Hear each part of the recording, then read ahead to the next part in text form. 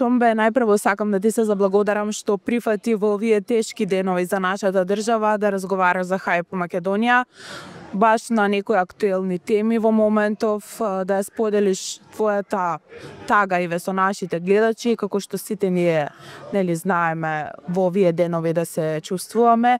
Најпрво кажи ми како си. Ви благодарам на поканата. Прво да изразиме сочувство на трагично загинатите деца во катастрофата што ни се случи, што не зафати комплетно сите, цела нација. Тагуваме сите со нив и да им посакаме што побрзо да се оправат и психички и физички, да видат живи и здрави, и тоа е тоа, одиме понатаму. Како ја гледаш ситуацијата во моментот? Кој е твојот коментар за сето она што не снајде? Ситуацијата е многу тешка во моментот, кога овие 7 дена поминаа како најболни 77. Уште не можеме да се соземеме никој од ситуацијата, сите ги осеќаме како да сме изгубиле некој најблизок. Видовте што се случи, загинаа и пејачи, и млади деца, катастрофа голема за сите. Мислам дека ќе ни треба еден подолг период за да се рехабилитираме и да се вратиме психички на тоа што сме биле. Кажи ми, дали познаваше приватно некој од загинатите во оваа ситуација? И дали имаш спомени со некој од нив? Предпоставувам дека некој од бендот или еве Андреј лично си го познава. Андреј ми беше првично соработник од минатото, второ пријател. Ја познавав и Сара. Прекрасни луѓе за Андреј, немам што да кажам. Добар човек, људина, секогаш беше на страната на послабите, сакаше да помага. Знаеше да излезе во сусрет и на ноќниот живот, кога секогаш бил на места кај што треба да се помогне, ведар лик, позитивен, живееше со сите. Изгубивме човек не само на естрадата, и голем другар на сите. Кој е твоето мислење? Што мислиш, кои пресуди за да дојде до оваа ситуација? Видете, таму се повеќе фактори, меѓутоа мислам дека пресуди несериозноста на првично според мене на сопственикот на локалот, второ на некои институции што требало да се погрижат да не дојде до таа катастрофа. Мада кривците се повеќе. Се надевам дека правниот систем еднаш ќе докаже дека може да се регулира, да не се случат вакви несакани случаи. Според тебе што би можело да ја реши оваа ситуација? Дали воопшто постои вистинско решение? Па видете, мислам дека постои веќе еднаш во Македонија да не се отвора диско, дали било диско, дали ресторан или кафич, по секоја цена. Значи да не функционираме повеќе во импровизации. И јас сум работел во минатото, знаете, и вие сум бил менаџер, не сум работел секогаш во клубови и места што исполнувале регулативи и законски безбедносни мерки. Значи да, може да се реши и треба да се реши. Треба да се знае кој има диско и кој има ресторан, да не постојат повеќе импровизации во угостителството. Ако некој решил да влезе во тој бизнис, да инвестира сериозно, да инвестира по протоколи, да се работи како што мора да се работи, ако е диско да не внатре малолетници, ако е кафиш, ресторан, да ги исполнува сите протоколи во случај на пожари, на несреќи. Значи, вие знаете, јас сум работел долго време во диска и во кафичи, меѓутоа сме пазеле да не влагаат малолетници, па се љутеле на блиски, сте се јавуеле сите, пушти го овој, пушти го оној. Не можеш, ако нема 18 години, ако не треба да влезе, нема да влезе, нема љутење. Не дај Боже, ете, видовте што се случи. Актуелни се протестите и собирите што се случуваат низ Скопје и низ другите градови низ Македонија. Како гледаш на нив? Дали мислиш дека можат да придонесат за промени? Па видете, знаете како е, секоја генерација има своја револуција. Мислам дека може многу да придонесат доколку се смени целиот правен систем. Ова се протести, не се ова протести за менјање на влада или нешто. Младите вораат правда. Младите им е досадно веќе овој 30 годишен систем. Дали биле едни или други. Не им е битно кој е. Битно е да биде правда. Сакаат да се расчисти и ова и тоа што било претходно. Може да сменат многу работи ако се сака во општество. Дали сметаш дека протестите би можеле да ескалираат и да дојдат до ситуација слична во таа на Белград, како што можеме да видиме во моментов? Според тоа што гледам денови на овие 2-3 протеста што ги организираат дечкиве, мислам дека нема да има ескалирање. Протестите се многу културни и освен што бараат правда, децата немаат никакви задни намери, нема уфрлени луѓе од страна, нема некои пароли невкусни. Тоа е тоа, децата бараат правен систем. Каде ја наоѓаш вината ти, според тебе и твоето мислење? Дали институциите потврлија? Некои институции потврлија да. Ако тој локал не исполнувал услови да работи, требало да биде затворен. Значи не амнестирам ни сегашни, ни претходни. Тој локал не требало да работи. Дали било МОВР, дали било инспекторат, некој требало да го затворат, а не да се гледа низ прсти. Да се разбереме, не биле само они. Кој знае колку функционирале така. Битно е што правиме понатаму, што ќе направиме да не се деси ова што се деси. Дали сметаш дека би имало подобри резултати ако целокупната политичка позиција и опозиција се промени од корен?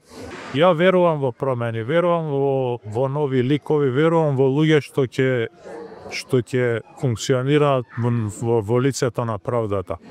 Мислам дека со нови луѓе на политичката сцена, со нови моменти, со нов правен систем, со независен правен систем, независно обвинителство, мислам дека може да се сменат многу работи во држава. Македонија е убаво место за живење, само кога би функционирало све како што треба.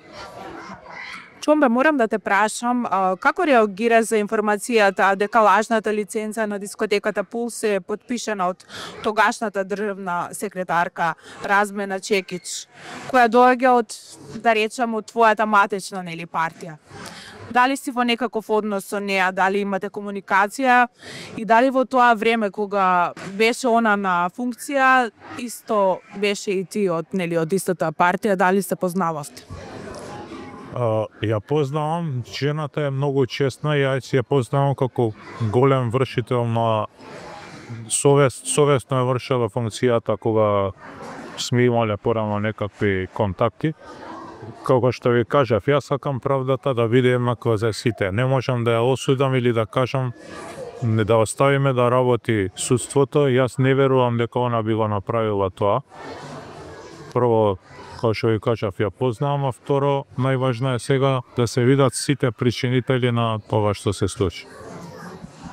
Нејзиниот потпис е таму на таа лиценца се гледа дека е потпишена од нејзина страна. Ти тврдиш дека она не би го направила тоа. Дали мислиш дека имала некој притисок врз нејза за да се потпише тоа? Не верувам дека имала притисок, верувам дека тој лажиран потпис не би направила таква работа, но да оставиме институциите да увива. Чомбе, во моментот се организираат различни донациски акции. Дали ти си вклучен во некој од нив? Како гледаш на моменталната солидарност на народот? Можеме на твоите социјални мрежи да видиме многу статуси, мотивирачки моменти каде што се доста гледани. Знам дека тебе те следат многу луѓе, ти си градски лик. Дали имаш ти некој удел во сето ова? Дали учествуваш? Освен тоа што ги мотивираш луѓето да донираат? Знаете како викаат, кога помагаш на некој или кога донираш, не треба да се палиш. Меѓутоа, јас од секогаш и кога бев директор на Зоолошката градина, во најтешките моменти на поплавите, на секакви несреќи сум пробувал и сум успевал да соберам донации, да сум донирал лично. Исто како и сега апелирам и ќе апелирам и до сегашни функционери, и до идни, до моментални. Секој што може да помогне. Малце народ сме, мора да се чуваме. Кој може да придонесе, дали со споделување, дали со лична донација. Да, донирав во моментов и ќе донирам се уште. Нема да се фалам николку никако, но важно е сите да си помогнеме едни на други. Дали државата треба да направи повеќе во ваквите ситуации или граѓаните секогаш ќе бидат главната сила за помош? Државата во моментов може да направи многу повеќе. Граѓаните секогаш биле тие што реагирале побрзо и ние сме се организирале, ние сме добри луѓе као нација. Секогаш сме помагали. Гледате, и кога имаат некои соседи помош, како и соседите нас сега што ни помагаат. Секогаш ние реагираме пред институциите. Мада, не можам да се пошалам, гледам дека институциите сега се желни и помагаат и брзо се организира и Црвен крст и владата им помага на оние што се најпогодени, но секогаш може повеќе и треба побрзо да реагираат, секогаш.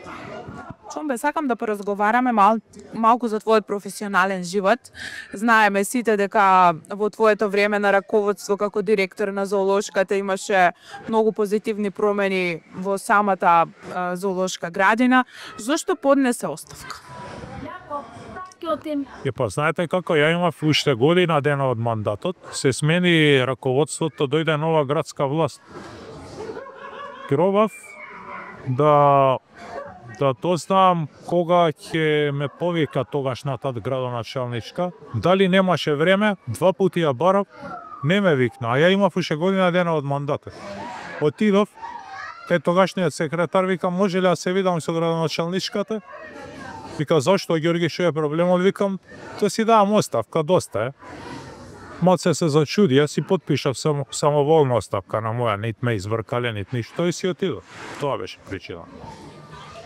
Во каков однос си со Даниела Арсовска во моментот? Јас не сум се видел со неа. Немам со неа ни лоша, ни добро. Мислам, ништо немам лошо со жената, меѓутоа не сум се видел со неа. И еднаш. Морам да те прашам, едно време знам, гледав по медиумите дека луѓето навиваат, да речам, пример да се кандидира за градоначалник во Скопје. Кои се твоите планови? Дали би го направил тоа? Тоа градоначалник на Скопје е многу тешка работа. Бев во таа институција 4 години, не викам дека не би се кандидирал. Знаете што е најважно? Не е најважно дали ќе ве поддржи некоја партија. Ако не ве поддржи широка маса на луѓе, независен фактор, младите, ако не сте блиску до младите, ако не сте желни одма да реагирате, боле да не се кандидирате. Овој пат сум сигурен дека во Скопје ќе се гласа за личност. Помина више времето на партии одамна. Деве видете ги младите како реагира. Ако не дојде некој конкретно да им понуди дека ќе изреагира брзо, ќе го среди овој хаос во градот што се случува, дали бил јавен превоз, дали било чистота, зеленило, воздух, останавме без ноќен живот. Скопје некогаш беше, знаете и вие, хиляда од страна луѓе да искачаат тука. Дојде време скопјани да искачаат од Струмица, у Битола, у Солун, у Белград. Не ги потценувам ни Струмица, ни Битола и мерак ми е што имаат добар ноќен живот. Меѓутоа, жално е и, како што кажав, овој пат луѓето треба да одлучат за личност. Не сум размишljал дали ќе се кандидирам. Не е пресудно тоа, пресудно е да имате широка поддршка од сите. Чумбе, за крај на нашиот разговор сакам повторно да се навратиме на таа тема со која и почнавме. Знаеме дека ти си градски лик, имаш големо искуство, како што спомнавме, во ноќниот живот. Сакам да те прашам дали како поранешен менаџер на повеќе клубови, дискотеки, сметаш дека ноќниот живот денес е поопасен отколку во минатото? Видете, секогаш има некои променливи фази. Може би во наше време кога работевме беше побезбеден за тоа што имаше помалце места и сите места што работеа пазеа да не им се деси нешто. Сега како што кажав, отвора кој стигне, дали било шупа, дали било, видовте, тоа било некој магазин за теписи, дали од 2012 дозвола да задиспа. Прво, второ што е според мене најголемиот пропус, алкохол да точиш на малолетник е кривично дело, се одговара година до 5 затвор. Значи, по-безбеден можеби не бил од сега можеби се постигнати законите, ама повеќе се пазело и сме внимавали и тие што работиме и тие што искачаме. Се знаело кој искача на джуниор до 12, кој искача на сениор и од тој аспект било по-безбедно.